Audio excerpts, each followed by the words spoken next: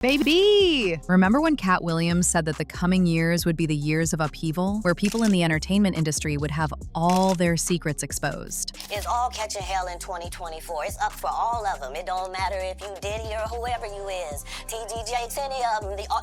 All lies will be exposed. That's all. Chill. Katt specifically cited the Epstein list as a primary catalyst for this shift, stating that all of these big-name people are terrified because their names are on those flight logs, and he grouped high-fashion icons and international socialites into the category of people who served as gatekeepers for the elite. Naomi Campbell, please come to the front. Her relationship, her friendship, you're making me use your word. her friendship, whatever, with Mr. Epstein was independent of me.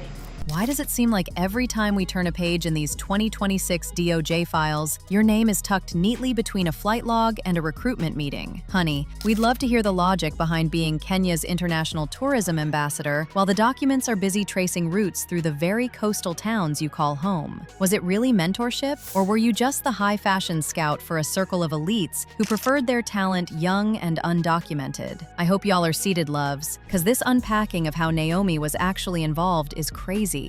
Okay guys, the thing is, initially in August 2025, the DOJ released a transcript of an interview between Ghislaine Maxwell and Deputy Attorney General Todd Blanche, and in it, Maxwell stated that Naomi Campbell likely visited Little St. James, which was Epstein's private island at some point, and was definitely involved with him. Aside from that flight, do you know him from any other thing? No. Naomi Campbell? Yes, I do know Naomi, and I knew her before I met Mr. Epstein and the former President Clinton. Do you know whether Mr. Epstein separately knew Ms. Campbell? I think he probably met her through me. That, I imagine. And so, for those three, Mr. Tucker, Mr. Spacey, and Ms. Campbell, did they ever travel to any of Mr. Epstein's properties, the island or New Mexico? Not Mr. Tucker, well, not to my knowledge, Mr. Tucker or Mr. Spacey. Naomi Campbell may have. To where? She may have gone, I believe she visited him in Palm Beach, and I believe she may have gone to the island. And she may have gone to see his house in New York. In fact, Ghislaine Maxwell also claimed that Campbell had a friendship with Epstein that was independent of her own. So, this means that there may have been deeper interactions between Naomi and Epstein that Ghislaine was not even aware of. Now, more recently, a batch of DOJ emails from February 2026 revealed that in 2016, Epstein discussed purchasing Brazilian modeling agencies, specifically negotiating with Ford Models. While Ford Models, which once represented Naomi Campbell, denies any contact with Epstein, the documents show his persistent interest in using the modeling industry as a means to meet women. I mean, who knows? Maybe Naomi was actually the one who suggested that Epstein should contact the agency, because it would probably be easier for her to get the women for him that way. Well, when her name was initially dragged in the drama, Naomi denied any connection to Epstein. But when people put pressure on her, she said that she was introduced to Epstein on her 31st birthday by her ex-boyfriend Flavio Briatore, and that Epstein was always front and center at Victoria's Secret fashion shows. She said that she had no idea Epstein was using her name to attract young women interested in modeling, and as he did with many others, he overstated their acquaintanceship. She even said that she deeply regrets having had any contact with Epstein after his conviction, and said that despite rubbing shoulders with Epstein, who she called one of the hundreds of thousands of people that she stood next to take a picture, she said she was unaware of Epstein's alleged crimes at the time. This is a direct character assassination. I've always said that I'm not a saint, that I am a work in progress, but I will not be held hostage by my past. What he's done is indefensible. And when I heard of what he'd done, it sickened me to my stomach, just like everybody else. Because I've had my fair predators, and thank God that I had good people around me that protected me from this. I mean, right now I stand with the victims. I can't, they're scarred for life. For life. I've rubbed shoulders with hundreds of thousands of people. Then, while defending herself, Naomi also ended her video with a statement, reading, "The frightening conclusion here is that if the negative action of your neighbor, colleague, or even an associate can somehow make you guilty too, simply by association, then we indeed live in very worrying times. This affects us all. It's wrong, it's unfair, and it must be stopped." Well, she may have said that she did not have any direct link to Epstein, but people said that given how much they interacted, Naomi possibly saw what was happening and did nothing about it. As a matter of fact, one of the accusers who was taken to the island even called her out for this, saying, "You saw me at your parties. You saw me in Epstein's homes. You saw me on the plane. You saw me get my hair cut. You saw me on the streets. You saw me." So, according to many people, she saw exactly what was going on and only defended herself when everything blew up.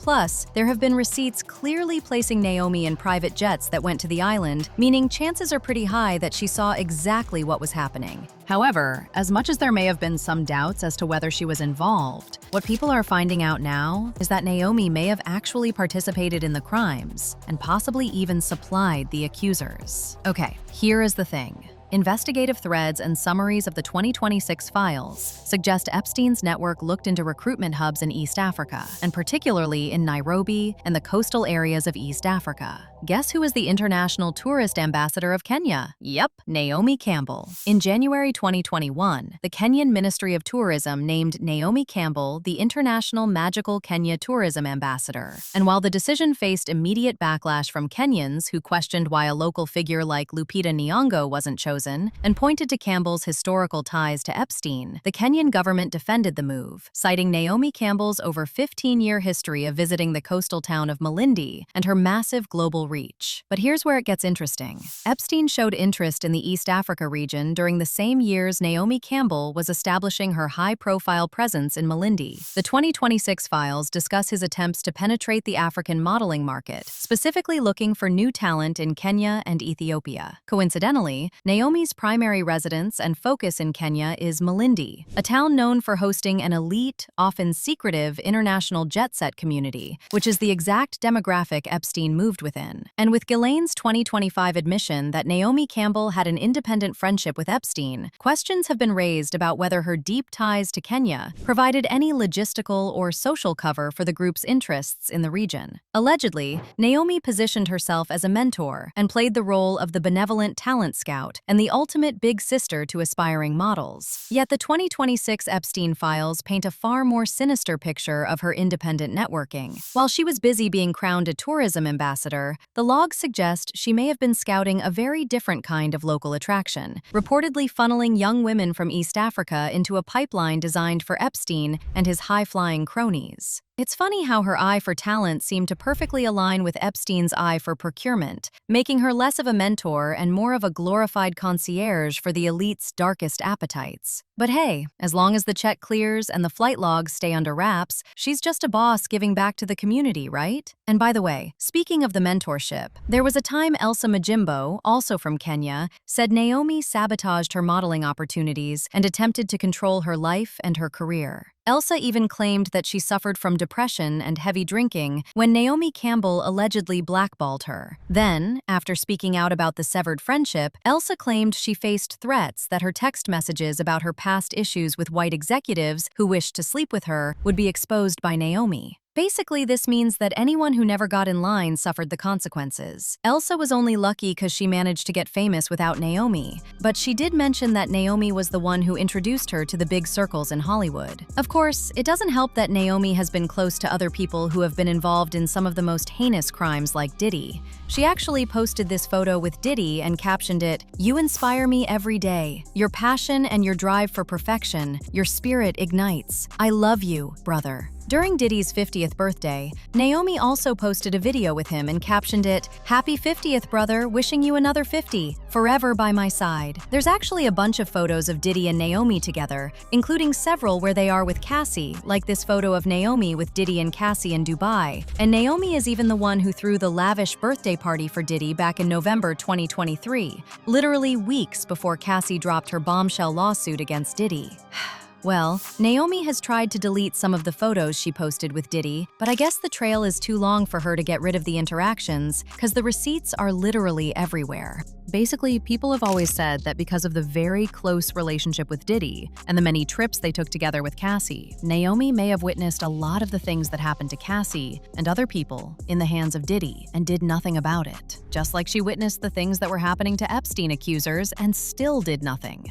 And maybe it's because she's always been part and parcel of the crimes. Anywho, in a July 2025 interview with Carmelo Anthony, Katt Williams discussed how certain international hubs, like the ones identified in the East African routes, were used by the elite to source talent, and he claimed that many high-profile ambassadors in the industry were aware of these pipelines. And if you've listened to him recently, he's also been saying the same thing. By the way, Katt has also heavily criticized celebrities' selective amnesia because while many of them have been associated with Epstein, somehow, just like Naomi, they all don't remember being at the island or having any interaction with Epstein. Now, you tell me how, given all this info, at the end of the day, we're expected to believe Naomi was just vibe-checking her way through the early 2000s, totally oblivious to what her independent friend Jeffrey and her bestie Ghislaine were actually up to. And somehow, she just happens to be the face of Kenyan tourism right as the DOJ starts highlighting East African recruitment hubs in Epstein's personal archives. Talk about impeccable timing, darling. Honey, do you think it's just a massive coincidence that Naomi's favorite vacation spot and ambassadorship happen to overlap with the regions the Epstein files identify as recruitment hubs? Given her status as a global icon, is it believable that she was mentoring talent without ever noticing the shady figures lingering in the VIP sections? And is Katt just a comedian with a grudge? Or is he the only one brave enough to call out a system of international scouts that we've been ignoring for too long? Let me know what you think in the comments section down below.